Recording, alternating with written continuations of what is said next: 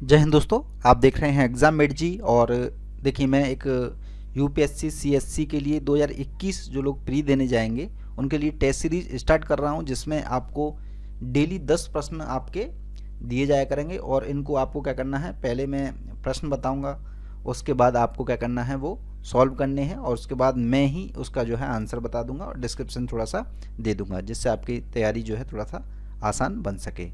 ठीक है, तो इसे स्टार्ट करने से पहले एक इन्फॉर्मेशन देना चाहता हूं मैं। इन्फॉर्मेशन ये है कि अनअकैडमी लेकर आ रहा है आपका सबसे बड़ा जो है कॉमबैक हो रहा है अनअकैडमी पर, और ये बिल्कुल दोस्तों फ्री है। कब से स्टार्ट हो रहा है? 6 दिसंबर को स्टार्ट हो रहा है ना।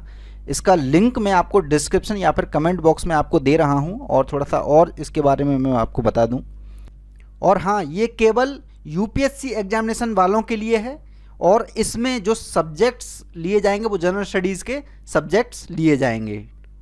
इसमें जो प्रश्न बनाए गए हैं वो अनअकैडमी के जो बेस्ट एडुकेटर हैं उनके द्वारा बनाए गए हैं। तो एक आपको ये बेनिफिट मिल जाता है यहाँ पर कि प्रश्न इधर उधर से नहीं है, एक बेस्ट प्लेटफॉर्म के जरिए से बेस्ट एडुकेटर के द्वारा ये बनाए गए हैं। इसमें आप लाइव एक तरह से देख सकते हो कि आपने कितने सही प्रश्न किए, कौन सी रैंक आई आपकी, ठीक है, और आप अपनी रैंक भी यहाँ पर देख सकते हो। ठीक है, ये मोस्ट इम्पोर्टेंट बात है यहाँ पर। और एक चीज़ और है इम्पोर्टेंट कि इस टेस्ट को देने के बाद आपको अनअकैडमी के जो एडुकेटर हैं उनके द्वारा सॉल्यूशन भी प्रोवाइड किया जाएगा। और देखिए, इस प्रकार से आपको स्कोर जांच सकते हो। यहाँ पर रेटिंग आपको मिल जाएगी कि कितने स्टूडेंट में आप कितना रेट किया। ठीक है, एक लीडर बोर्ड भी बन जाएगा आप लोगों के लिए, और इसमें एक अवार्ड है।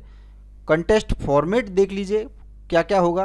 45 मिनट्स का ये एग्जामिनेशन होगा, और 60 प्रश्न इसमें दिए जाएंगे जो कि 6 सेक्शंस में होंगे। ठीक है, 10-10 प्रश्न करके 13 कॉम्बैट्स हैं टोटल इसमें।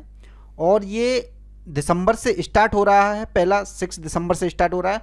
यहाँ पर आप अपने स्कोर को दूसरे लोगों से रिलेट कर सकते हो कि आप कितना बेहतर उनसे कर पाए हो। ठीक है, ये संडे को हो रहा है। ठीक है, तो एक बेस्ट पार्ट है इसका। कहीं भी आप ऑफलाइन कर रहे हो या ऑनलाइन कर रहे हो या अकेडमी पर कर रहे हो, कहीं से भी कोचिंग ले रहे हो, आपको ये संडे को एग्जामिनेशन देना है, तो सभी लोग शामिल हो। कहीं पर वर्क कर रहे हैं वो भी संडे को इसमें भाग ले सकते हैं। ठीक है, तो इसमें अवार्ड जो मिलेंगे, प्राइज जो मिलेंगे वो काफ़ी इंटरेस्टिंग है। फर्स्ट यदि रैंक आ जाती है आपको तो एप्पल मैकबुक एयर दिया जाएगा। सेकंड रैंक यदि आती है तो एप्पल आईपैड मिनी मिलेगा। थर्ड रैंक पर आपको एप्पल एयरपॉड्स मिलेंगे। और टॉप 10 जो रैंक में आएंगे, ठीक है, फोर्थ फिफ्थ सिक्स्थ से लेकर 10th रैंक 100 रैंक तक जो आएंगे उनको 1000 रुपये का अमेजन वाउचर दिया जाएगा। तो दोस्तों, आप सभी को शामिल होना है। डिस्क्रिप्शन और कमेंट बॉक्स में अनअकैडमी का ऐप का लिंक मिल जाएगा। वहाँ पर जाके आपको क्या कर लेना है, रजिस्टर कर लेना है। रजिस्टर करने के बाद आपको क्या करना है, जब आप क्लिक करोगे वहाँ पर तो एक कोड मांगेगा, तो कोड आप दीजिएगा। हमारा कोड यूज कर सकते हैं। देखिए, ये रहा हमारा कोड EME10। इसको करेंगे आप तो आपको बहुत सारी चीज़ें ओपन हो जाएंगी जो कि फ्री में अवेलेबल हो जाएंगी आपको अनअकैडमी पर। ठीक है, और प्लस सब्सक्रिप्शन वगैरह भी ले सकते हो इसके थ्रू, जिसमें आपको 10% जो है डिस्काउंट मिल ही जाएगा। और बहुत सारी चीज़ें इस समय फ्री में अवेलेबल हो रही हैं। यदि आप ये कोड यूज कर लेते हो तो बहुत सारी फ्री में चीज़ें अवेलेबल आपको हो जाएंगी यूपीएससी के लिए। तो ये बेस्ट है आप लोगों के लिए। तो चलिए अब स्टार्ट करते हैं हम लोग। देखिए, पहला प्रश्न है आपका, सरकार की भारतीय संसदीय प्रणाली में ये प्रश्न है, कार्यपालिका संवैधानिक आदर्शों के लिए उत्तरदायी होती है। दूसरा है, न्यायपालिका कार्यपालिका को नियंत्रित करती है। तीसरा है, कार्यपालिका विधायिका के प्रति उत्तरदायी होती है। चौथा है आपका, विधायिका न्यायपालिका को नियंत्रित करती है। तो थोड़ा सा आप सोच सकते हो इसके बारे में, प्रश्न के बारे में। इस प्रकार के प्रश्न हमेशा बनते हैं। ठीक है, इसे पॉज करके आप क्या करोगे, थोड़ा सा सोचोगे, उसके बाद अपना आंसर लिखोगे अपनी कॉपी पर। ठीक है, उसके बाद इसे आगे बढ़ाओगे। ठीक है, आगे बढ़ाओगे तो आपको इसका आंसर मिल ही जाएगा। ठीक है, मैं दे देता हूं। आंसर है इसका सी। संसदीय प्रणाली में क्या होता है, कार्यपालिका और विधायिका के बीच जो संबंध होता है उत्तरदायी सरकार को कहा जाता है। ठीक है, संबंध को क्या कहा जाता है? उत्तरदायी सरकार कहा जाता है। कार्यपालिका शाखा विधायी शाखा के विश्वास को नियंत्रित करने की क्षमता से अपनी लोकतांत्रिक वैधता प्राप्त करती है। विधायिका के प्रति कार्यपालिका जवाबदेह भी होती है। ठीक है, तो इसका आंसर क्या हो जाता है आपका? सी, कार्यपालिका विधायिका के प्रति उत्तरदायी होती है। ये सभी जानते हैं, लेकिन वहाँ पर इस प्रकार के प्रश्न बनते हैं ना, तो कन्फ्यूज होकर के गलत कर देते हो आप लोग। कुछ लोगों ने अभी भी कर दिया होगा। ठीक है, और स्कोर मुझे लास्ट में आप लिखोगे सभी लोग कमेंट बॉक्स में कि आपके कितने स्कोर हुए। ठीक है, जिससे मैं नाप सकूं। दूसरा प्रश्न है, संसद कार्यपालिका पर बजटीय नियंत्रण का प्रयोग करती है, अर्थात बजट के अधिनियम के माध्यम से अनुदान प्रदान करने से पूर्व निम्नलिखित किसके द्वारा नियंत्रण स्थापित करती है? किसके द्वारा करती है? लोक लेखा समिति के द्वारा, विभागीय स्थायी समिति के द्वारा, सरकारी उपक्रम संबंधी समिति के द्वारा, या फिर प्राक्कलन समिति के द्वारा? तो आप बताइए पॉज करके आंसर इसका लिख लीजिएगा, मैं आंसर बता देता हूँ। आंसर है इसका बी यानी कि विभागीय स्थायी समितियों के द्वारा। कैसे? वित्तीय मामलों में कार्यपालिका पर संसदीय नियंत्रण 2 चरणों में संचालित होता है। किसमें? बजट नियंत्रण अर्थात बजट के अधिनियम के माध्यम से, और अनुदान के विनियोग से पूर्व नियंत्रण, तथा बजट पश्चात नियंत्रण कौन सा होता है? अर्थात 3 वित्तीय समितियां करती हैं बजट के पश्चात में। पीएसी पब्लिक अकाउंट कमेटी सभी जानते हैं, प्राक्कलन समिति, और सीओपीयू के माध्यम से अनुदान के विनियोग के पश्चात नियंत्रण किया जाता है। ठीक है, विभागीय स्थायी समितियां संबंधित मंत्रालयों विभागों के अनुदानों की मांगों पर लोकसभा में चर्चा और मतदान करने से पूर्व विचार करती हैं। यह मंत्रालयों और विभागों की वार्षिक रिपोर्ट पर भी विचार करती हैं। तीसरा प्रश्न है आपका, भारत की आकस्मिक निधि के बारे में निम्नलिखित कथनों पर आपको क्या करना है? विचार करना है। पहला स्टेटमेंट है, निधि को सीधे भारत के संविधान द्वारा स्थापित किया गया है। दूसरा, निधि को राष्ट्रपति के नियंत्रण में रखा जाता है। तीसरा, राज्य स्तर पर ऐसी कोई निधि मौजूद है ही नहीं। तो क्या कहेंगे आप? पहला दूसरा सही है, दूसरा सही है, 2 3 सही है, या फिर 1 और 3 सही है? तो पॉज कर लीजिए, आंसर अपना लगा लीजिए सोच करके। आंसर मैं बता देता हूँ। आंसर है इसका बी। क्या कहा गया है बी के अंदर? बी का यानी कि दूसरा आंसर है केवल। तो इसमें 2 आंसर है। निधि को राष्ट्रपति के नियंत्रण में रखा जाता है। आकस्मिक निधि जो होती है वो किसके नियंत्रण में रहती है? राष्ट्रपति के नियंत्रण में। थोड़ा सा इसके बारे में डिस्क्राइब देख लीजिए, डिस्क्रिप्शन। संसद कानून द्वारा भारत की आकस्मिक निधि के रूप में एक आकस्मिक निधि की स्थापना करती है, जिसमें समय समय पर ऐसे कानूनों द्वारा निर्धारित राशि का भुगतान किया जा सकता है, और अनुच्छेद 115 या अनुच्छेद 116 के तहत कानून द्वारा संसद द्वारा इस तरह के व्यय की लंबित अनुज्ञप्ति को पूरा करने के प्रयोजन के लिए इस तरह की निधि से उसके द्वारा किए जाने वाले अग्रिमों को सक्षम बनाने के लिए उक्त निधि को राष्ट्रपति के नियंत्रण में रखा जाता है। ठीक है, नेक्स्ट पॉइंट है इसी का, किसी राज्य की विधायिका कानून के अनुसार राज्य की आकस्मिक निधि के रूप में एक आकस्मिक निधि की स्थापना कर सकती है। ठीक है, राज्य की विधायिका भी इसको कर सकती है, ये ध्यान में रखना है आपको, जिसमें समय समय पर ऐसे कानून द्वारा निर्धारित राशि का भुगतान किया जा सकता है, जो अनुच्छेद 205 और 206 ये इस प्रकार के अनुच्छेद हुआ करें ना, तो इन्हें आप नोट कर लिया करिए, डिस्क्रिप्शन बहुत इंपॉर्टेंट होता है।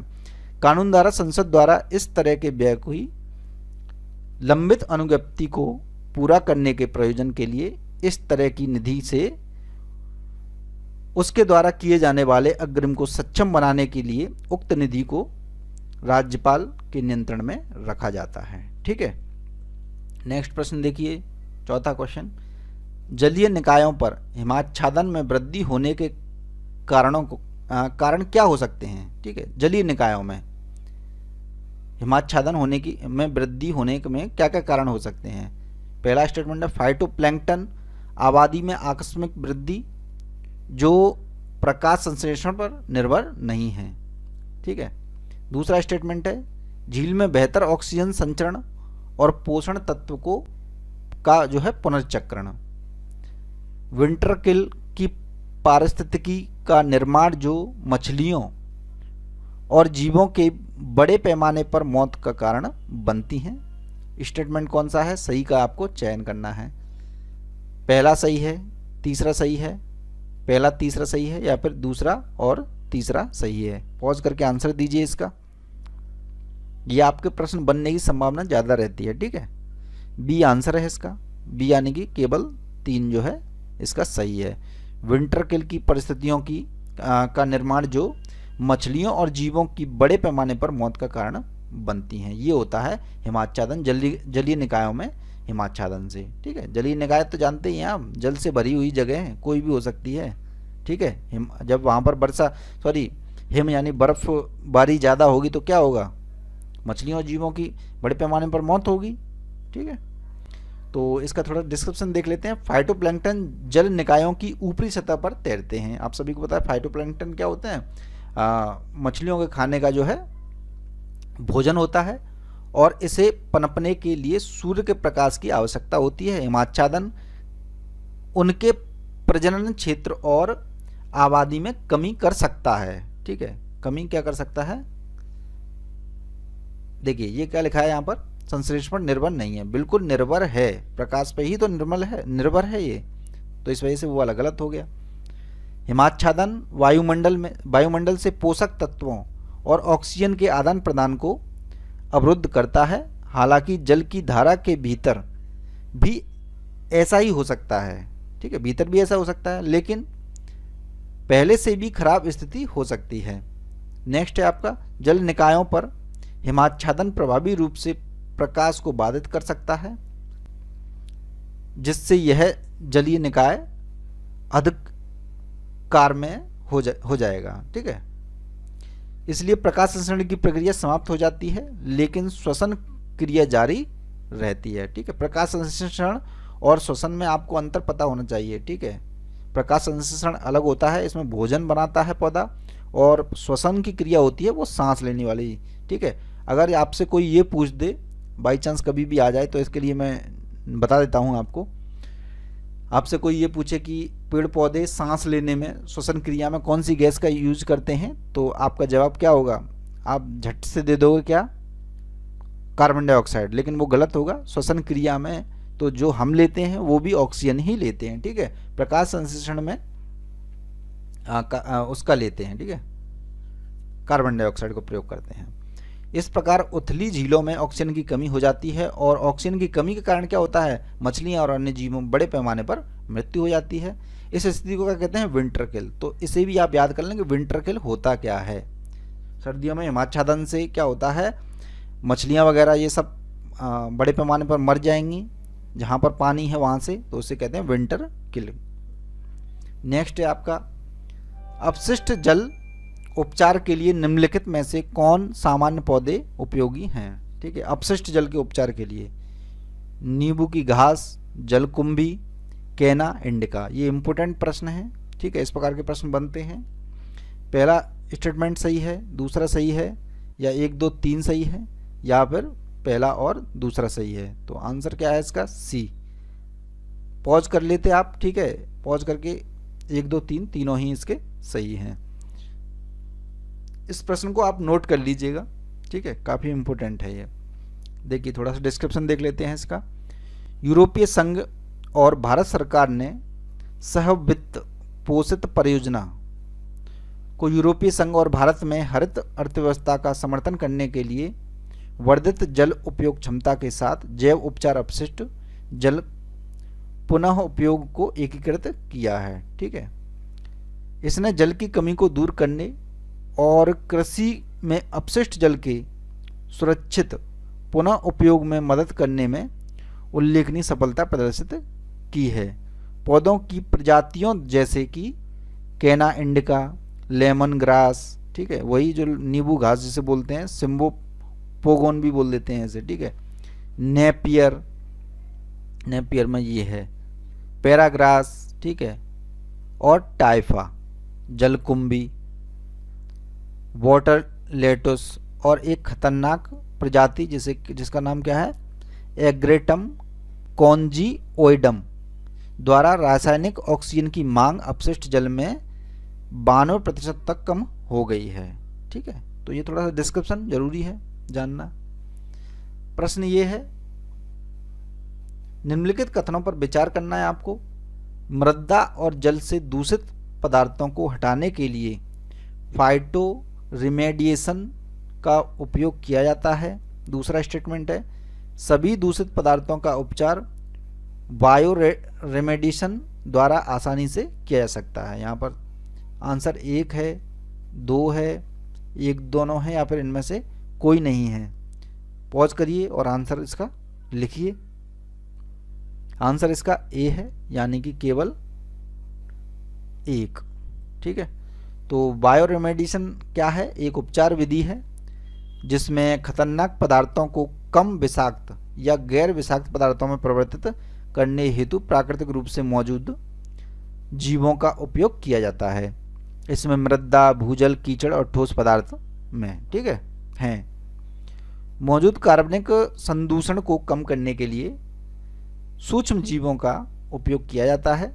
और बायो रेमेडिएशन सिटू या पूर्व सिटू, एक्स सिटू होता है ना, सिटू और एक्स सिटू पढ़ा होगा आपने, ये जरूरी है। जब आप पर्यावरण की बुक पढ़ेंगे तो इन्हें देखिएगा। ठीक है, सिटू और एक्स सिटू क्या होता है, में आयोजित किया जा सकता है। मृदा जल से दूषित पदार्थों को हटाने के लिए फाइटो रेमेडिएशन का उपयोग किया जाता है। सूक्ष्म जीवों का उपयोग करके सभी दूषित पदार्थों का उपचार बायो रेमेडिएशन द्वारा आसानी से नहीं किया जा सकता है। उदाहरण कैसे? उदाहरण के लिए कैडमियम, सीसा जैसी भारी धातुओं को सूक्ष्म जीवों द्वारा आसानी से अवशोषित या कैप्चर नहीं किया जा सकता है। ये सभी को नहीं किया जा सकता है, इसी वजह से यहाँ पर था। सभी दूषित पदार्थों को का बायो रेमेडिएशन नहीं किया जा सकता है। ठीक है, नेक्स्ट प्रश्न है, मुद्रास्फीति के बारे में है। मुद्रास्फीति का निम्नलिखित में से क्या परिणाम हो सकता है? पहला स्टेटमेंट है आपका, अधिक से अधिक लोग कार्यरत होने पर भी अर्थव्यवस्था की कुल उत्पादक क्षमता में कमी आएगी मुद्रास्फीति होने के कारण। दूसरा स्टेटमेंट है, अर्थव्यवस्था में वस्तुओं की अत्यधिक आपूर्ति हो जाएगी मुद्रास्फीति से। तो पहला स्टेटमेंट सही है, दूसरा सही है, दोनों सही हैं या फिर दोनों गलत हैं? थोड़ा सोचिए, दिमाग पर जोर डालिए, आंसर लिखिए, उसके बाद आंसर बताता हूं मैं। आंसर इसका है ए। ठीक है, ये वाला सही आंसर है। अधिक से अधिक लोग क्या होंगे, कार्यरत होने पर भी क्या होगा, अर्थव्यवस्था की कुल उत्पादक क्षमता में कमी आएगी। ठीक है, थोड़ा सा समझ लेते हैं सरल शब्दों में। मुद्रास्फीति का आशय मूल रूप से अत्यधिक पैसे में अल्प वस्तुएं, मुद्रा का मान गिर जाता है ना मुद्रास्फीति में, ठीक है, वस्तुओं की प्राप्ति या अत्यधिक मांग की स्थिति में भी आपूर्ति निम्न बने रहने से है। ठीक है, इन दोनों स्थितियों में वस्तुओं को प्राप्त करने के लिए व्यक्तिगत उपभोक्ताओं द्वारा बोली लगाने के कारण सामान की कीमतें तेजी से बढ़ जाती हैं। ठीक है भाई, पैसे ज़्यादा होंगे आप पर, मुद्रा का मान कम हो गया है, पैसे ज़्यादा होंगे, चीज़ है एक, तो उसे लेने के लिए ज़्यादा लोग आ गए तो क्या होगी, रेट जो है उसकी बढ़ जाएगी। सोने की कीमत, चांदी की कीमत क्यों ज़्यादा है? क्योंकि कम मात्रा में है और लेने वाले बहुत हैं, इस वजह से ज़्यादा है। अब यही टन के टन भाव घरों में मिलता सोना लोहे की तरह, ठीक है, तो फिर क्या होता, मिट्टी की तरह मिलता तो उसकी कीमत डाउन होती है ना। अत्यधिक आपूर्ति की स्थिति में कीमतों में कमी होने की संभावना होती है, ना कि बढ़ने की। ठीक है, यदि आय में तेजी से वृद्धि होती है तो वस्तुओं और सेवाओं की मांग में भी वृद्धि होगी। दूसरी ओर यदि अर्थव्यवस्था बढ़ती मांग को पूरा करने में असमर्थ है, जैसे कि खराब अवसंरचना, उत्पादन में कमी आदि के कारण, तो उच्च आय के कारण कीमतों में वृद्धि हो जाएगी और इसके परिणाम स्वरूप क्या होगा, उच्च मुद्रास्फीति की स्थिति होगी। ठीक है, तो मुझे उम्मीद है बहुत सारे लोगों ने सही आंसर दे रहे होंगे। देखिए नेक्स्ट प्रश्न देखिए, यदि अर्थव्यवस्था के कुल आकार में प्रतिवर्ष वृद्धि है तो इसका आशय है, ठीक है, अर्थव्यवस्था के कुल आकार में वृद्धि हो रही है ठीक है, कुल आकार जो है अर्थव्यवस्था का बढ़ रहा है, तो क्या होगा, जीडीपी वृद्धि में प्रतिवर्ष लगातार वृद्धि हो रही है, ये जरूरी है क्या, सोचिए जरा। दूसरा स्टेटमेंट है, अर्थव्यवस्था में सकल पूंजी निर्माण में प्रतिवर्ष वृद्धि हो रही है क्या, पूंजी निर्माण हो रहा है क्या वृद्धि आकार बड़ा होने से। तो आंसर क्या है इसका, 1, 2, दोनों या फिर दोनों में से कोई नहीं। पॉज करके सोचिए, आंसर दीजिए। आंसर इसका क्या है, सी, दोनों ही इसका सही है। ठीक है, ये देखिए भाई, यदि बढ़ रही है, कुल आकार में वृद्धि हो रही है, तो क्या होगा, बाजार मूल्य पर जीडीपी के अंतर्गत बाजार मूल्य पर एक वर्ष के भीतर उत्पादित वस्तुओं और सेवाओं के कुल मूल्य की गणना की जाती है। ठीक है, जीडीपी के अंदर। ठीक है, यदि इसमें वृद्धि होती है तो इसका अर्थ है कि उद्यमियों द्वारा अधिक वस्तुओं और सेवाओं का उत्पादन किया जा रहा है। डेफिनेटली यह वृद्धि समान मशीनरी और श्रम के साथ वास्तविक निवेश में वृद्धि के बिना भी हो सकती है। ठीक है, यदि अर्थव्यवस्था का आकार प्रत्येक वर्ष समानुपातिक रूप से बढ़ता है और विकास दर सकारात्मक होती है, तो इसमें आवश्यक रूप से वृद्धि नहीं होगी। इसमें एक जो है गलत आंसर है। ठीक है, एक, सॉरी, ये गलत है, आंसर इसका बी है। ठीक है, ये इसमें गलत नोट हो गया है, आंसर इसका बी है। वही मैं पहले डिस्क्राइब कर रहा था, थोड़ा मिस हो गया इसमें। तो आंसर इसका केवल 2 है। ठीक है, ये वाला, जीडीपी वृद्धि में प्रतिवर्ष लगातार वृद्धि हो, ये कोई जरूरी नहीं है। ठीक है, नेक्स्ट आंसर है, विश्व के साथ होने वाले भारत के चालू खाते, करंट अकाउंट, लेन देन में शामिल है। चालू खाते में क्या क्या शामिल है, बहुत बेसिक प्रश्न है दोस्तों, इस प्रकार के प्रश्न अक्सर बनते रहते हैं यूपीएससी के अंदर। वस्तुओं संबंधी निर्यात आयात संतुलन, विप्रेषण प्रवाह, अदृश्य मदों का व्यापार, ये कहाँ पर मिलेंगे आपको, एनसीईआरटी वगैरह में मिलेंगे यदि आप पढ़ोगे, इस प्रकार के शब्द है ना, वहाँ पर डायरेक्ट दिए होते हैं। विदेशी सरकारों द्वारा दिया गया ऋण, तो ये क्या, ये चालू खाते के अंतर्गत आते हैं। 1, 2, 3 आंसर सही है, 3, 4 सही है, 1, 2 सही है, 1, 2, 3, 4 सही है। चालू खाते में वस्तु एवं आंसर इसका ए है। ठीक है, नोट कर लीजिएगा। और कभी भी डिस्क्रिप्शन या फिर कुछ कोई प्रॉब्लम हो डिस्क्रिप्शन या फिर आंसर में, तो आप डिस्क्रिप्शन को जो है सही मानिएगा। कुछ चीज़ें मिस हो सकती हैं, मतलब केवल टाइपिंग की वजह से। ठीक है, चालू खाता में वस्तु एवं सेवाओं के निर्यात और आयात और भुगतान अंतरण का रिकॉर्ड रखा जाता है। एक्चुअल में कंटेंट बनाने वाले दूसरे हैं। ठीक है, इस कारण से ये मिस हो सकता है। वैसे कल से मैं इसे खुद पहले 2-3 बार देखूंगा अच्छे से, उसके बाद जो है बताऊंगा। अदृश्य मदों के व्यापार के रूप में निरूपित सेवाओं का व्यापार, भुगतान अंतरण संबंधी प्राप्तियां जो किसी देश के निवासियों को मुफ्त में प्राप्त होती हैं और जिसके बदले में किसी भी प्रकार का वर्तमान में या भविष्य में भुगतान नहीं किया जा सकता है। इसमें विप्रेषण, उपहार, अनुदान शामिल होता है। ये आधिकारिक या निजी हो सकते हैं। ठीक है, नेक्स्ट क्वेश्चन है, जैन धर्म की शिक्षाओं के बारे में निम्नलिखित कथनों पर आपको विचार करना है। पहला स्टेटमेंट, महावीर स्वामी के अनुसार निर्जीव वस्तुओं में भी आत्मा होती है और चेतन की अलग अलग मात्रा विद्यमान होती है। दूसरा स्टेटमेंट है, जैन धर्म परम ज्ञान की प्राप्ति के लिए कठोर तपस्या और वैराग्य में विश्वास करता है। तो आंसर क्या है, 1 है, 2 है या दोनों हैं या फिर दोनों नहीं हैं, बताइए। पॉज करके आपको बताना है। लास्ट प्रश्न है आज के क्विज का ये। आंसर इसका डी, दोनों ही ये गलत हैं। ठीक है, डिस्क्रिप्शन देख लेते हैं। महावीर चेतन और निर्जीव सभी वस्तुओं में अस्तित्व में विश्वास करते हैं जिसमें आत्मा और चेतन की अलग अलग मात्रा विद्यमान होती है, उनमें जीवन मौजूद होता है और पीड़ा महसूस होती है, यानी दोनों में ही ये मानते हैं। यहाँ तक कि कृषि कार्य को भी पाप माना जाता था। ठीक है, कृषि कार्य भी नहीं किया जा सकता था उनके कारण जैन धर्म सबसे ज़्यादा अहिंसक माना जाता है, क्योंकि यह पृथ्वी और कृमियों और जानवरों को चोट पहुंचाता है।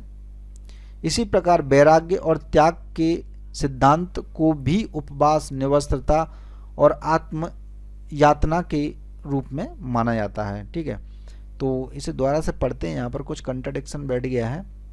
महावीर स्वामी के अनुसार निर्जीव वस्तुओं में भी आत्मा और चेतना की अलग अलग मात्रा विद्यमान होती है। बिल्कुल होती है, तो ये भी सही है और ये भी सही है, दोनों ही सही हैं इसका ये। ठीक है, सी आंसर है इसका। ठीक है, इसमें ये गलत इन्होंने टाइपिंग करने वालों ने कर दिया है, इसे आप ना माने, इसका आंसर है सी। नेक्स्ट प्रश्न है, मैं सारी चीजें क्लियर करते जाऊंगा, टेंशन मत लीजिए। मौर्य साम्राज्य के निम्नलिखित अधिकारियों और उनकी संबंधित भूमिकाओं पर विचार करिए। पहला है आपका नगरिका, शहर का अधीक्षक होता था ये। गोपा, विधिवेत्ता होता था क्या ये। तीसरा राजुक, जिला प्रशासन होता था, जिला प्रशासन संबंधित था। युक्ता कौन होता था, केंद्रीय राजकोष होता था। अब इनमें से कौन कौन से ये मैचिंग सही हैं ये आपको बताना है, तो इसका आंसर आपको देना है। इसका आंसर मैं आपको कल दूंगा। ठीक है, आपको बताना है इसमें से कौन सा सही है। तो दोस्तों रेफरल कोड आप यूज कर लीजिए मेरा अनअकैडमी पर जाने के लिए। डिस्क्रिप्शन कमेंट बॉक्स में उसका लिंक मिल जाएगा, वहाँ से जाकर के फ्री जो चीज़ें चल रही हैं वहाँ पर उसका लाभ उठाइए दोस्तों। इससे बेहतर और क्या हो सकता है। ठीक है, बहुत सारे कोर्सेज तो उसमें फ्री एक तरह से कुछ दिनों के लिए किए जाएंगे, तो उसका भी लाभ उठाइए। रेफरल कोड आपके सामने लिख ही रहा है, EME10, इसका यूज करिए और इस वीडियो को लाइक और शेयर जरूर कर दीजिए। जय हिंद, जय भारत, धन्यवाद। नेक्स्ट वीडियो में मिलते हैं।